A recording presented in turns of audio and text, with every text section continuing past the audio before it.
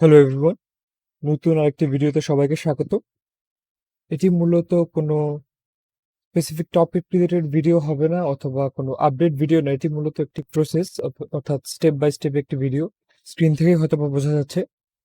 তো প্রায় যেহেতু সব ধরনের এক্সাম শেষ হয়ে যাচ্ছে এবং শেষ দিকে কৃষি গুচ্ছের পরীক্ষা হয়ে যাচ্ছে, তো যারা অ্যাপ্লাই করার হয়তো বা অ্যাপ্লাই করে ফেলেছো, আর কেউ হয়তো বা ন্যাশনাল রিলিজ স্লিপের অপেক্ষায় আছো বা অন্যান্য প্রসিজারগুলো সম্পন্ন করার অপেক্ষায় আছো।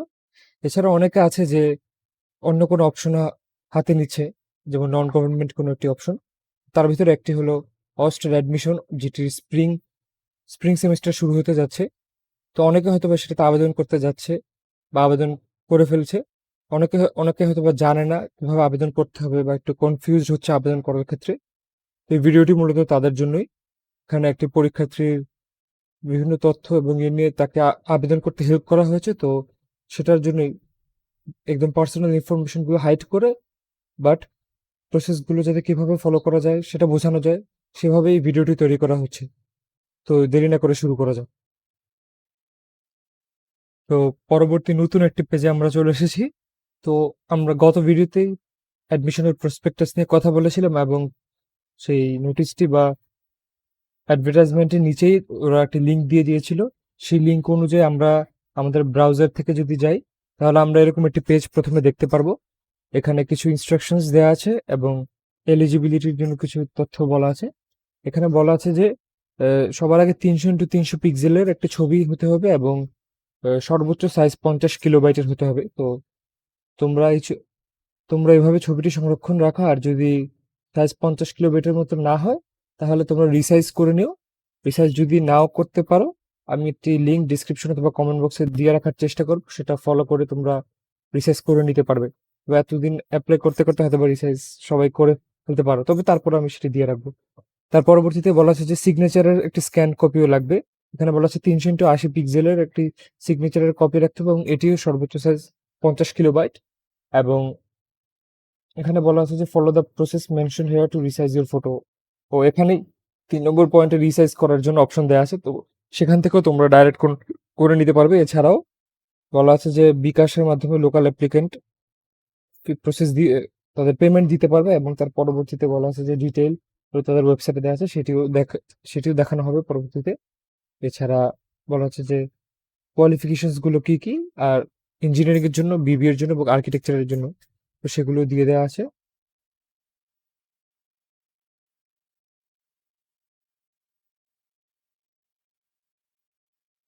তো এই কোয়ালিফিকেশনস গুলো আমরা সার্কুলারেই দেখেছি, তবে তারপরে একবার একটু দেখে নিই এক নজরে। আর বিবিএ এর জন্য যদি দেখতে চাই তাহলে এখানে দেখা যাচ্ছে বিবিএ এর জন্য শর্তগুলো।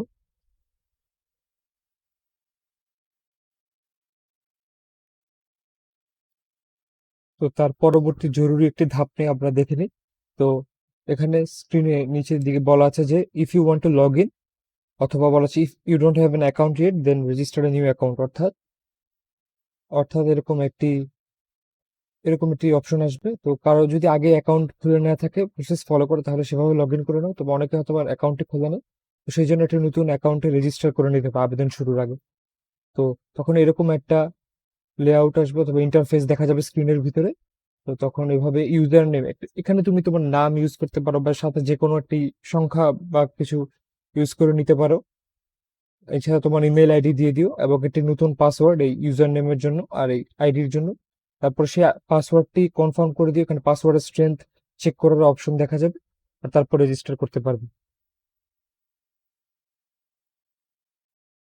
তো নতুন একটি স্ক্রিনে আমরা দেখে নিই একটি ডেমো অ্যাপ্লিকেশনের আইডি রেজিস্ট্রেশনের ফর্মের চরিত্রটি। তো এখানে আমরা দেখতে পাচ্ছি যে ইউজার নেম দেওয়া আছে, এখানে যদিও ব্লার করে দেওয়া আছে। ইউজার নেমটি মূলত তুমি একটি নাম, বড় নাম, ক্যাপিটাল, স্মল লেটার বা সংখ্যা প্রয়োগ করে লিখতে পারবে। তবে যে কোনো ক্যারেক্টার ইউজ হতে বা করা যাবে না। যদি যে কোনো ক্যারেক্টার ইউজ করা নিষিদ্ধ থাকে, তখন অটোমেটিক একটা রেড মার্ক আসবে যে only alphabets, letters or digits can be used, এরকম কিছু। তারপরে তোমরা তোমাদের মেইল আইডিটি দিয়ে নিবে। তারপরে পাসওয়ার্ড, এখানে পাসওয়ার্ডটি হাইড করে রাখা হয়েছে। তবে এখানে দেখো স্ট্রেংথের, এখানে আগের পেজে ওটা খালি ছিল, এখানে 4টা গ্রিন সিগন্যাল দেখানো যাচ্ছে, অর্থাৎ পাসওয়ার্ড স্ট্রেংথ। মোটামুটি এখানে বেশ স্ট্রং একটা পাসওয়ার্ড ইউজ করা হয়েছে। সেটাই অনুমান করা হচ্ছে, এবং সেই পাসওয়ার্ডটি কিন্তু অবশ্যই সংগ্রহ করে রাখবে, কারণ পরবর্তীতে অ্যাডমিট কার্ড বা অন্য কোনো জরুরি তথ্যের জন্য লগ ইন করতে এই পাসওয়ার্ডটি অবশ্যই লাগবে। তো অন্য কোনো টেকনিক্যাল সমস্যা হলে হেল্পলাইন তো অবশ্যই আছে, তবে পাসওয়ার্ডটি মনে রাখার আর ইউজার নেমটি একদম সঠিকভাবে মনে রাখার এবং সংরক্ষণ করার চেষ্টা করবে।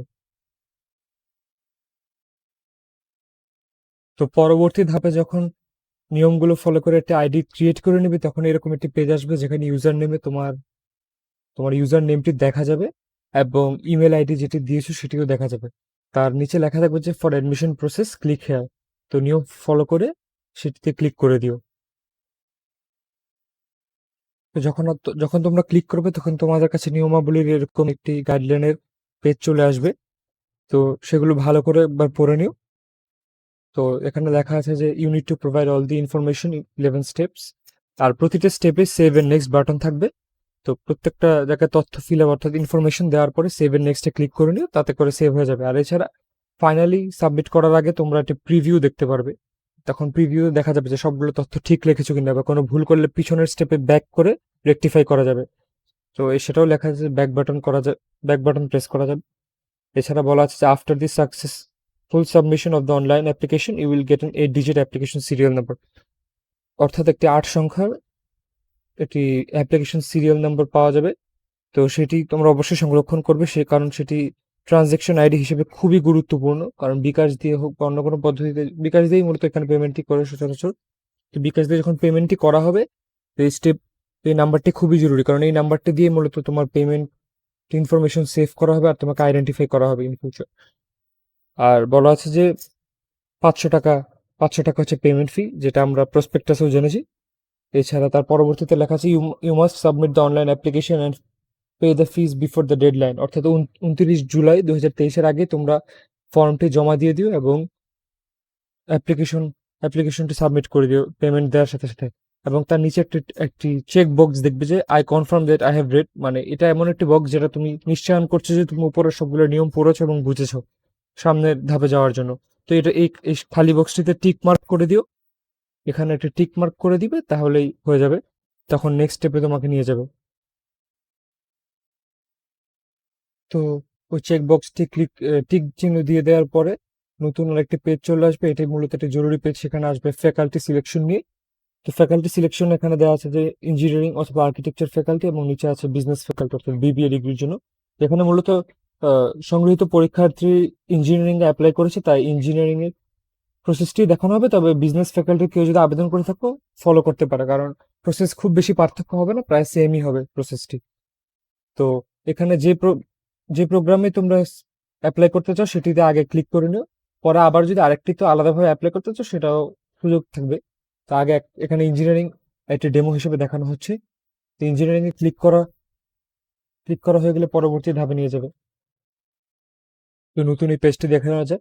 যখনই তোমরা ওই প্রোগ্রামটি সিলেক্ট করবে এবং পরবর্তী ধাপে যাবে, তখন এরকম একটি পেজ চলে আসবে, যেমন এখানে চলে এসেছে। এবং এখানে লেখা আছে you are applying for engineering অথবা architecture faculty as Bangla medium or English version student, যেহেতু এখানে সিলেক্ট করা হয়েছে। আর এখানে দেখা যায় যে লোকাল স্টুডেন্ট যেহেতু ক্লিক করা। এছাড়া কেউ যদি হয়তো এখানে বিদেশি তেমন কেউ দেখছে না ভিডিওটি বা দেখবে না, international students, if you guys do so then you have to click into international student option. আর যারা লোকালি ক্লিক করবে সচরাচর, তো এখানে বেশ কয়েকটি ধাপে কাজটি সম্পন্ন হবে, যেমন স্টুডেন্ট ক্যাটাগরি সিলেকশন, তারপরে চেক করা হবে এলিজিবিলিটি চেক, অর্থাৎ তোমার এইচএসসি লেভেলের এবং এসএসসি লেভেলের রেজাল্টগুলো, অথবা ও লেভেল বা এ লেভেল।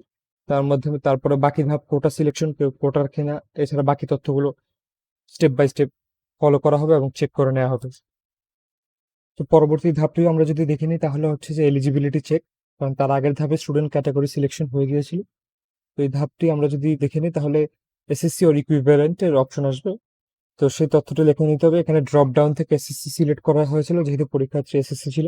এখানে কেউ ও লেভেলের হলে সেটি সিলেক্ট করতে পারবে, বা মাদ্রাসা বা অন্যান্য কোনো যদি অপশনস থেকে থাকে তো সেটি সিলেক্ট করে নেবে ড্রপ ডাউন থেকে।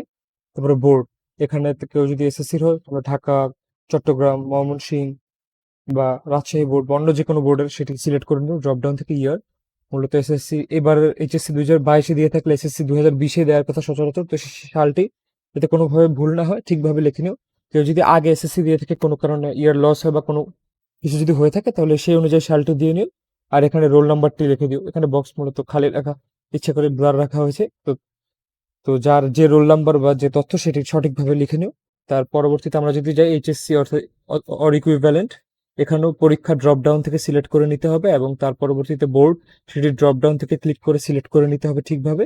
আর পাসিং ইয়ারটি সিলেক্ট করে নিতে হবে যে কোন সালে পাস করা হয়েছে, আর তারপর রোল নাম্বারটি লিখে নিতে হবে।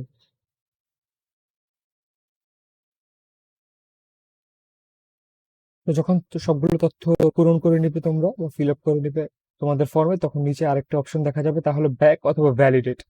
তো রেজাল্টের নিচে সে অপশনটি আসবে, তখন যদি সবগুলো তথ্য ঠিকভাবে দিয়ে থাকো তাহলে তুমি ভ্যালিডেট অপশনটি অবশ্যই ক্লিক করে দিবে। এটা তোমাকে নেক্সট স্টেপে নিয়ে যাবে রেজাল্টগুলো রিচেক বা ভেরিফাই করার জন্য।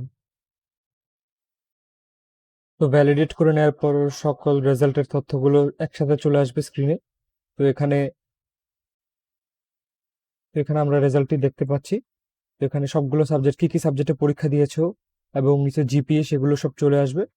তো এখানে অবটেইন জিপিএ এবং এখানে যত পেয়েছো সেটা চলে আসবে। যদি কোনো ধরনের ভুল এসে থাকে বা কোনো কারণে যদি হয় যে ঠিক রোল দেওয়ার পরও ম্যাচ হচ্ছে না, তাহলে প্রসিড করার আগে বা জমা দেওয়ার আগে রিফ্রেশ করে নিও, অথবা ব্যাকে যে আবার নতুন ধাপে যেও, অথবা হেল্পলাইনে ফোন দিও। সেটিও পরে ডিসক্রিপশন বক্সে দিয়ে দিব অথবা ভিডিওতে দেখিয়ে দিব। এছাড়া বলা আছে যে এখানে পাস্ট ইয়ার, এখানে যদি শর্তগুলো এখানে বাম পাশে শর্তগুলো আছে যে এলিজিবল পাসিং ইয়ার 2018 এবং পরবর্তী, এইচএসসির এলিজিবল পাসিং ইয়ার অর্থাৎ অথবা ও লেভেলের এ লেভেলের 2020 এবং পরবর্তী অর্থাৎ অনওয়ার্ডস। তো সেই সালগুলো যখন শর্ত পূরণ হবে ডান পাশে সবুজ সবুজ কালি এবং টিক চিহ্ন শো করবে, যা এখানেও দেখা যাচ্ছে। তো রেজাল্টটি সবকিছু চেক করে নেওয়ার পর এখানে দেখা যাচ্ছে যে সবগুলো শর্ত ঠিকভাবে এখানে পূরণ হয়েছে, অর্থাৎ মিনিমাম জিপিএর যে শর্ত ছিল সেটাও সার্কুলার অনুযায়ী পূরণ হয়েছে।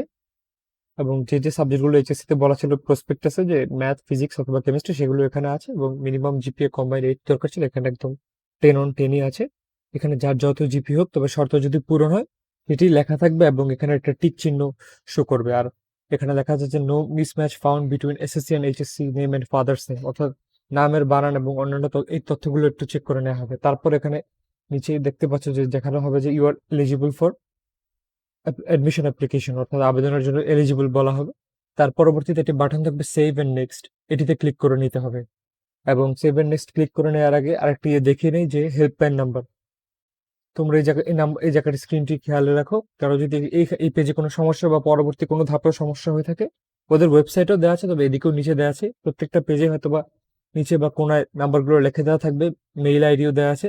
কোনো ধরনের টেকনিক্যাল সাপোর্টের জন্য তোমরা এই দুটি নাম্বার, ডান দিকের এই দুটি নাম্বার কল দিতে পারো, তারা তোমাদেরকে পরবর্তীতে সহায়তা করবে।